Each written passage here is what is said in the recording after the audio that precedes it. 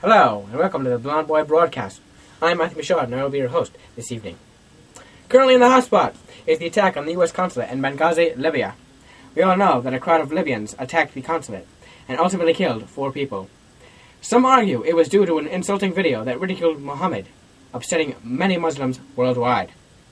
But America, is this really just a cover-up for a larger conspiracy?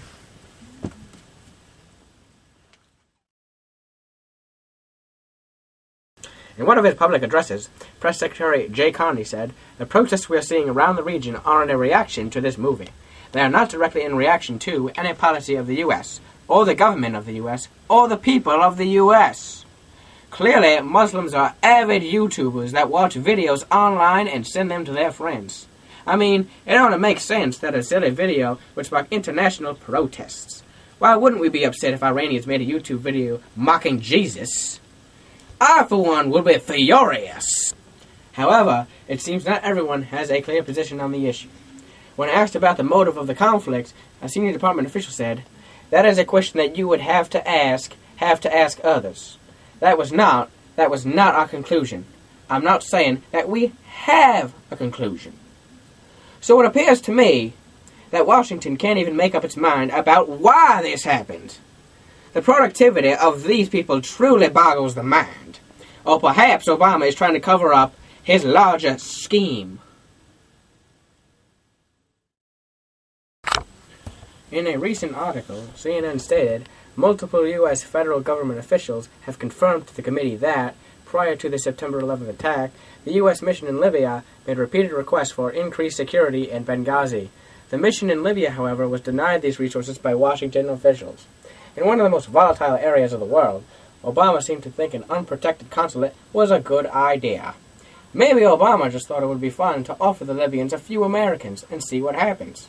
We can't be positively sure why, but one thing is certain, Obama is a terrorist. In a recent article, Fox News said it had planes and special forces less than 500 miles away in southern Italy, or about the same distance as Boston to Washington. They could have been there in less than 2 hours. Yet the commander-in-chief declined to give the order.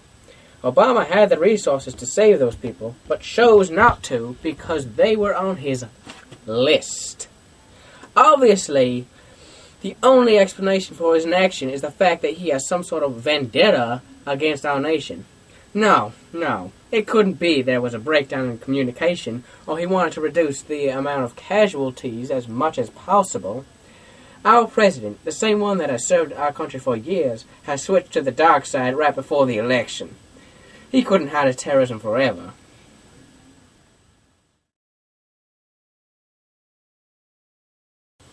In another recent article, Fox News stated, before September 19th, administration officials had avoided explicitly calling the attack terrorism. How could this not be considered a terrorist attack? I am fairly certain someone or something was attacked. And I'm terrified. I wonder what else Obama is trying to hide from us. Maybe he's a ninja in disguise or something. Who knows? I'm not sure, but it can no longer be denied that Obama is a terrorist working with Al-Qaeda to destroy the United States. Thank you for watching the Blond Boy Broadcast. I'm Matthew Michaud. Good night, America.